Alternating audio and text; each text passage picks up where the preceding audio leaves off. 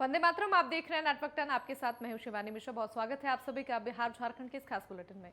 Jharkhand high court ने CM Hemant Soren को खनन पट्टा मामले में नोटिस जारी किया है। कोर्ट ने हेमंत सोरेन से इस मामले में जवाब भी मांगा है।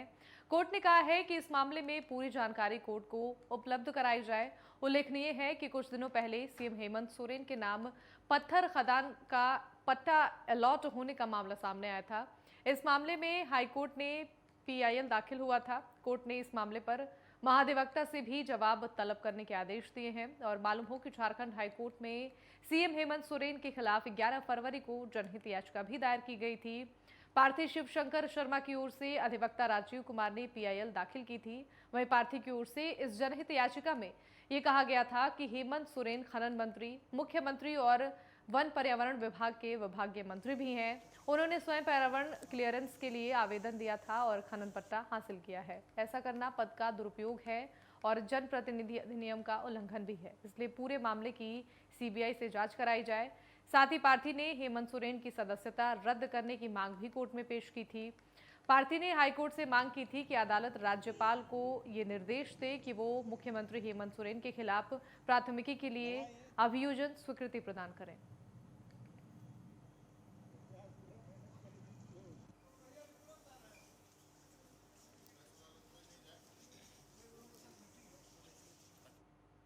वहीं रामनवमी को लेकर सोरेन सरकार ने बड़ा फैसला लिया है। अब रात 10 बजे तक रामनवमी का जुलूस निकाल सकेंगे। जुलूस को लेकर सरकार ने ये आदेश जारी किए हैं।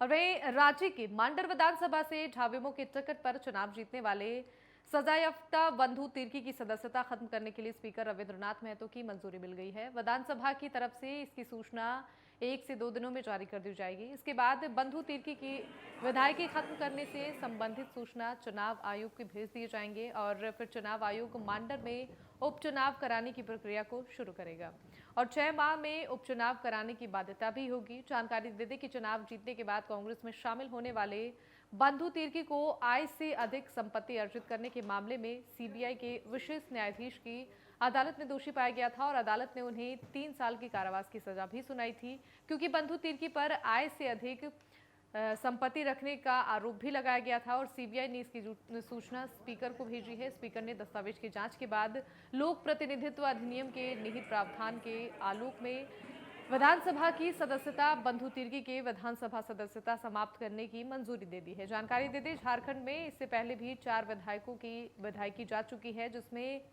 एनोस एक्का, योगेंद्र महतो, अमित महतो, स्वर्गीय के भगत और अब बंधु तिर्की की विधायकी खत्म होगी।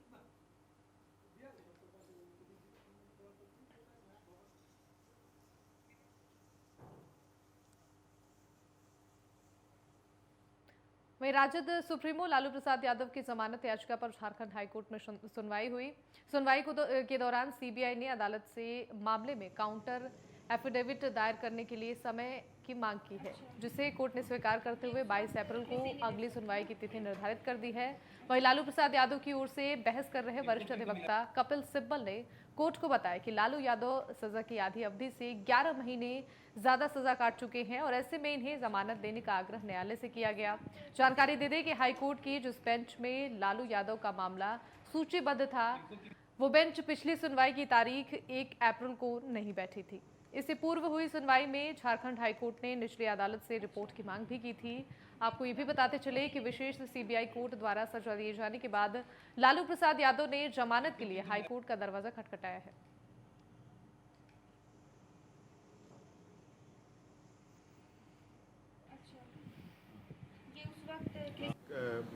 कपिल सिब्बल साहब ने बहस किया और 11 मार्च को जो है सीबीआई को काउंटर फाइल करने के लिए टाइम दिया गया था। उन लोग ने आज तक काउंटर एफिडेविट नहीं फाइल किया, तो कोर्ट से प्रेयर किया कि एक लास्ट चांस दिया जाए तो file the counter affidavit. Court ने उनके दलील को मानते हुए उनको 1 हफ्ता का समय दिया है और केस को 22 तारीख को फिर फिक्स किया है हियरिंग के लिए। और वहीं झारखंड में 1932 के खतियान को आधार बनाते हुए स्थानीयता नीति लागू और शराबबंदी की मांग कर रहे हैं। झामुमो विधायक लोबिन हेम्ब्रम के तेवर तल्ख होते जा रहे हैं। उनके बागी रवैये ने झामू के नींद हराम कर दी है, पर जेएमएम सरकार के द्वारा उनके आंदोलन को कुचले जाने से आहत होकर आज उन्होंने एक प्रेस कॉन्फ्रेंस की है, जिसमें लोबिन हेम्ब्रम ने मुख्यमंत्री हेमंत सोरेन के खिलाफ जमकर निशाना साधा है।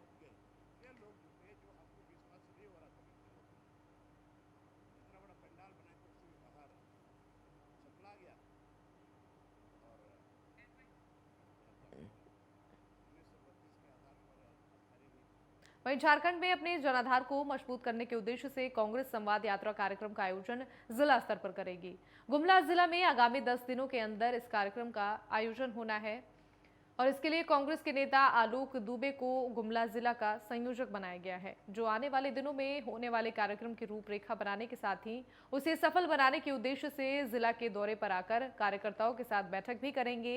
उन्होंने मीडिया से बातचीत करते हुए कहा कि आने वाले दिनों में संगठन मजबूती के साथ चुनावी मैदान में उतर सके, इसको लेकर ये तैयारियां यहां पर की जा रही हैं। और वहीं जिले के उपाध्यक्ष रमेश चीनी ने कहा कि संगठन कांग्रेस का मजबूत है, बस उसे एक बार उत्साह के साथ सामने लाने की जरूरत है।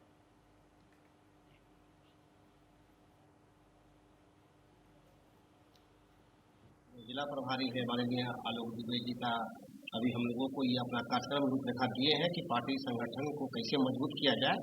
और हम आपके माध्यम से ये आश्वस्त करना चाहते हैं कि हमारी पार्टी कहीं कमजोर नहीं है। गुमला जिला में आपको लगता है कि हम कमजोर हैं, लेकिन हम कमजोर कहीं नहीं है।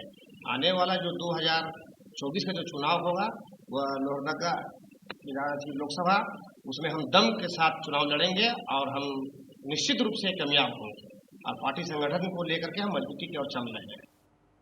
सरायकेला जिले के चांडिल थाना क्षेत्र में स्पंज आयरन लिमिटेड में ब्लास्ट होने से 8 मजदूर घायल हो गए। बताया भी जा रहा है कि 2 मजदूर गंभीर रूप से घायल भी हुए हैं, जिनकी स्थिति फिलहाल नाजुक बताई जा रही है। मजदूरों से मिली जानकारी के मुताबिक शाम करीब 4 बजे प्लांट के फर्नेस में अचानक से ये ब्लास्ट हो गया, जिससे वहां काम कर रहे मजदूरों में से 8 मजदूर घायल हो गए। वहीं घायलों को इलाज के लिए जमशेदपुर टीएमएच में भर्ती कराया गया है। और साथ ही ये भी बताया जा रहा है कि फर्नेस क्लीन के भीतर मजदूर सफाई का काम कर रहे थे और इसी दौरान अचानक ब्लास्ट हुआ और यहां पर अफरा तफरी मच गई। तकनीकी एक्सपर्ट्स का अनुमान है कि क्लीन में ज्यादा टेम्परेचर बढ़ने की वजह से ये ब्लास्ट हुआ है। इधर बिहार स्पंज आयरन कंपनी में हुए हादसे में घायल मजदूरों का हाल जानने ईचागढ़ की विधायक सविता महतो देर रात टाटा मुख्य अस्पताल में पहुंची। यहां उन्होंने घायलों का हालचाल जाना।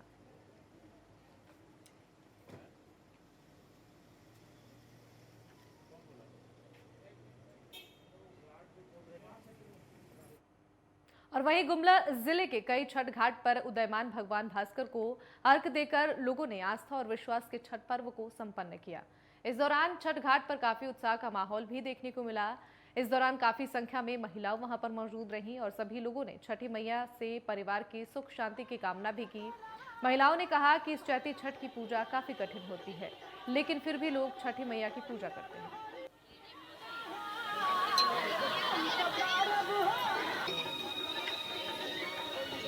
छठ हिंदुओं का महापर्व है और ये हम सभी जानते हैं। पहले लोग चैती छठ पूजा बहुत कम लोग करते थे, लेकिन अब लोगों का विश्वास और आस्था बढ़ा है और इस छठ को भी लोग पूरी श्रद्धा और भक्ति के साथ बहुत भारी संख्या में करने लगे हैं। और इसे लोग ये सोचते हैं या समझते हैं या उनकी कामना है कि जो भी मनोकामना है वो पूरी हो जाए और वो सुख शांति से रह सके। और वहीं हजारीबाग जिला अंतर्गत केरेडारी थाना क्षेत्र से 5 प्रतिबंधित नक्सली गिरफ्तार किए गए हैं। गिरफ्तार सभी नक्सलियों के पास से देसी कट्टा, जिंदा कारतूस, लिक्विड जिलेटिन डोनेटर सहित नक्सली से संबंधित दस्तावेज भी बरामद किए गए हैं। पुलिस अधीक्षक मनोज रतन चौथे ने हजारीबाग कार्यालय में पत्रकार सम्मेलन आयोजित कर बताया कि जेपीसी संगठन के 5 उग्रवादी बड़का गांव थाना क्षेत्र में संचालित कोयला साइडिंग पर वसूली का काम कर रहे थे। गुप्त सूचना के आधार पर सीआरपीएफ 22 बटालियन के ब्रजेश कुमार और सीआरपीएफ डीएसपी आरिफ इकराम के नेतृत्व में संयुक्त अभियान चलाया गया। जानकारी दे दी कि सभी को गिरफ्तार कर जेल भेज दिया गया है। पुलिस अधीक्षक ने बताया कि पिछले कई दिनों से प्रतिबंधित नक्सली संगठन जीपीसी के ललन जी कोयला खनन क्षेत्रों में लेवी वसूलने का काम कर रहे थे। सभी के खिलाफ जिले के कई थानों में आपराधिक मामले भी दर्ज हैं।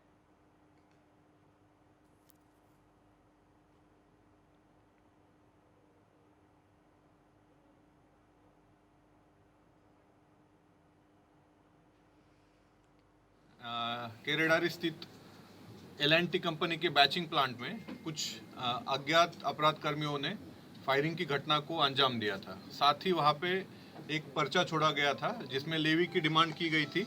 जो ये लोग आईडी या इस तरह के कामों में यूज़ करते हैं वो भी हम लोगों ने इनके पास से बरामद किया है। साथ ही लेवी या रंगदारी मांगने के लिए जो पर्चा ये लोग इस्तेमाल करते हैं जेपीसी का, उसका भी बंच हम लोगों ने बरामद किया है।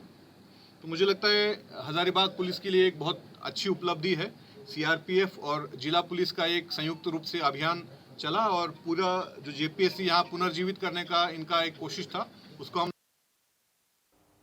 और वहीं धनबाद सदर थाना क्षेत्र के बेकार बांध के समीप सड़क हादसे में के बाद से यहां पर जंग पर हंगामा हुआ है। बता दें कि स्कॉर्पियो और मोटरसाइकिल में टक्कर हो गई थी, जिसके बाद दोनों ने एक दूसरे पर आरोप लगाते हुए बहस शुरू कर दी और सड़क पर ही झगड़ा शुरू हो गया।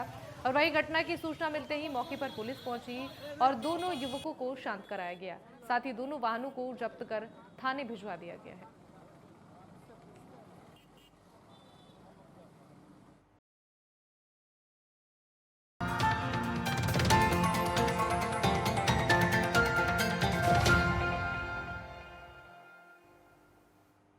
ब्रेक के बाद एक बार फिर से आप सभी का स्वागत है। खबरों में आगे बढ़ेंगे। विधायक बंधु तिर्की की विधानसभा की सदस्यता खत्म किए जाने को लेकर कांग्रेस के प्रदेश अध्यक्ष राजेश ठाकुर ने कहा कि चूंकि सीबीआई की कोर्ट ने उन्हें दोषी पाया है और 3 साल की सजा सुनाई है और ऐसे में उनकी विधायकी समाप्त होनी पूर्व से ही तय थी। हालांकि इस विपरीत दौर में कांग्रेस की पार्टी अपने कार्यकारी अध्यक्ष बंधु तिर्की के साथ है, लेकिन इस बात से बिल्कुल भी इनकार नहीं किया जा सकता है कि आज केंद्र सरकार की जांच एजेंसियां ईडी, सीबीआई किस तरह से केंद्र सरकार के लिए काम करती हैं, इसका दुरुपयोग भारतीय जनता पार्टी राजनीतिक लाभ के लिए करती है। हम ये देख रहे हैं कि जिस तरह से सीबीआई और ईडी का आचरण दिखाई दे रहा है वो किसी से छुपा नहीं है। किस तरह से सदुपयोग और दुरुपयोग हो रहा है सभी लोग जानते हैं। हम लोग इसलिए नहीं कहते, हम लोग संवैधानिक संस्थानों का सम्मान करते हैं। माननीय बंधु तिर्की जी ने अपनी बात हाई कोर्ट में रखी है। अब माननीय उच्च न्यायालय को फैसला लेना है और उनकी बातों को सुनना है, तो उस पर हम बहुत ज़्यादा कुछ नहीं कह सकते। हम इतना ही कह सकते हैं कि बंधु तिर्की जी की इस संकट की घड़ी में पूरी कांग्रेस पार्टी साथ खड़ी है। और वहीं कांग्रेस के अंदर मचे घमासान को लेकर रांची में प्रदेश अध्यक्ष राजेश ठाकुर ने कहा कि विधायक अपने क्षेत्र की समस्या को लेकर बेहद गंभीर हैं। निश्चित तौर पर कोई समस्या उन्हें हुई है जिसको लेकर उन्होंने ऐसे सवाल उठाए हैं। लोकतंत्र में सभी को अपनी बात रखने का अधिकार है। हम इन तमाम चीजों का अवलोकन भी कर रहे हैं। तमाम बातें प्रभारी अविनाश पांडे से समक्ष रखी जाएगी।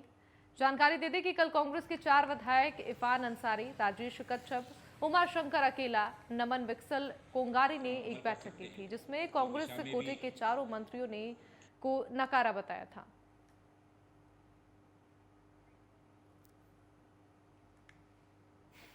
विधायकगण हैं, निश्चित रूप से आपस में बैठते रहते हैं, कई बातें उनकी होती है तो चर्चा भी होती है और चर्चा होती है तो कुछ न कुछ सार निकलता है, तो उसको कभी कभी वो व्यक्त भी करते हैं। अभी तक हमारे पास कोई इस तरह की बात नहीं आई है। मीडिया के माध्यम से पता चला है, हमने जो बात की है उस पर कहीं कोई ऐसी बात दिखाई देती नहीं है। ये देखिए, झारखंड में जब सरकार बनी उसके बाद से लेकर अब तक हमें लगता है कि 3 साल होने जा रहा है और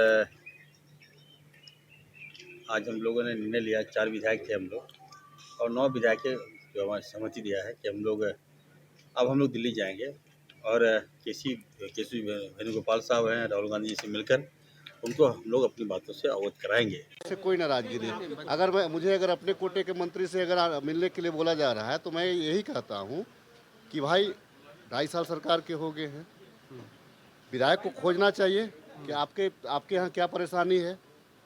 हम आपको परेशानी बताते हैं और आप परेशानी, अगर हमारा परेशानी का समाधान नहीं होगा हम किसके पास नाराजगी व्यक्त करें। इसीलिए हम लोग आदरणीय वेणुगोपाल जी से भी अपनी बातों को रखेंगे कि हमारा ये दर्द है।